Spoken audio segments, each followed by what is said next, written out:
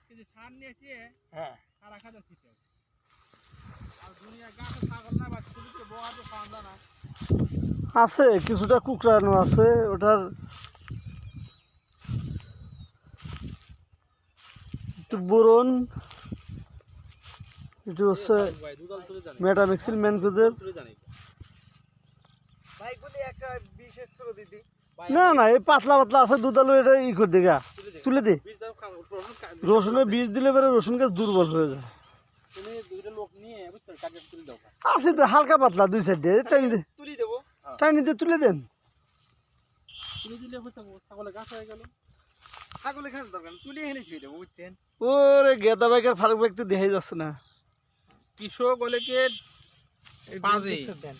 ঠিক মতো হচ্ছে এই দেন আর বীজ দেয় না যত্ন নেয় না গাছ সব এই দেন ভাই এর মাছ আছে দেখছেন পাতার অবস্থা কি এই দেন রসুন বা রসুনের কুকড়া হয় এরকম অবস্থা না করে দিতে